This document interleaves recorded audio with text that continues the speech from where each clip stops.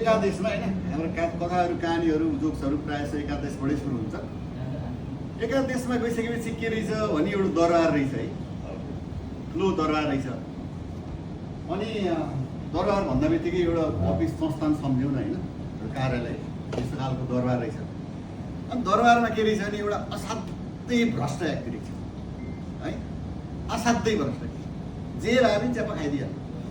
मलाई यसो फ्रिज खोलेर खानिन्न कि यस्तो होला कि दुध चाहिँ हालिदिइहाल्ने कि है, यसो बोझ्यो अरे च्याप्प खाइदिइहाल्यो। यत्तिको यो जुस्त सिग्नेचर हाल्नु नपर्यो भने के कति हो कति छ भनेर सोधिहाल्नु पर्ने फेरि ट्याक्कै है, सोध्यो अनि च्याप्प पारिहाल्यो। त्यस्तो बानी रहेछ। अनि यो असाध्यै भयो अति भयो भन्ने भइसकेपछि त्यसलाई विविध खालको कारबाहीहरू गरियो। त्यो अझै पनि सुध्रेन। नसुध्रिसकेपछि यो साला मुला साला अब यहाँ दरबारमा राखेको काम छैन, यसलाई उहाँ त्यो नदीका छेउमा लिएर गएर यसलाई यो समुद्रमा कतिवटा छाल आउँछन् गन भन्न लाग्यो यहाँ भन्ने खालको त्यस्तो खालको कारवाही गरेको। समुद्रको छेउमा त्यसलाई राखियो, राखिसकेपछि त्यहाँ कतिवटा छाल आउँछन्, यो बाटो कतिवटा डुङ्गा जान्छ पानी जहाज, त्यो गन यहाँ यसमा लिएर राख्यो। बसो अब खानी बेसो कोही के भएन, अब खानी बानी लागेको मान्छेले यसो केयर खानी त भन्ने तरिकाले दिमाग घुमाइराखेको थियो, जुगाड लगाइरहेको थियो। पछि त्यसपछि अलि समयसम्म गन्यो, पछि होइन अब आइडिया लगाउनुपर्छ सुत्ते चाहिँ गर्ने रहेछ। कतिवटा सर्व पानी जहाज रोक रोक रोक रोक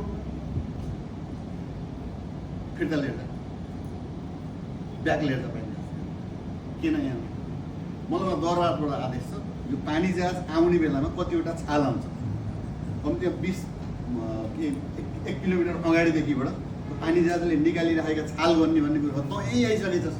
म सुतिरहेको ब्याग गरेर लिएर जा, 1 किलोमिटर ब्याग गरेर लिएर त मैले यहाँ छाल गर्छु त्यसपछि अगाडि जान्छु भने होइन हजुर यो त मिलाउनु पऱ्यो, मिलाउने भए पो होइन त्यही छाल गर्ने बेलामा पनि यो पानी जहाजसँग त्यही गरेर उडाइदिनु।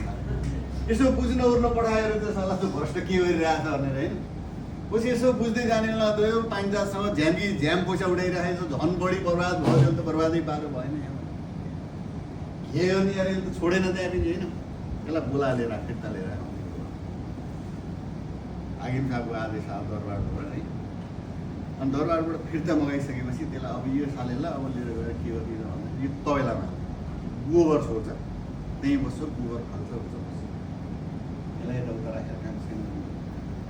गोबर फाल्ने ड्युटी सुरु भयो, 1-2 दिन फाल्यो। 1-2 दिनपछि यसो अब त गोबर फाल्ने प्लस गोबर फाल्ने ठाउँमा त अब तपाईँ के धेरै तबेलामा घुँडाहरू भएको ठाउँमा त्यहाँ दाना गाउने मान्छे छुट्टै हुने भयो, गोबर फाल्ने छुट्टै, घाँस हाल्ने छुट्टै, स्याहार सुसार गर्ने छुट्टै खालको मान्छेहरू गोबर फाल्ने रहेछ।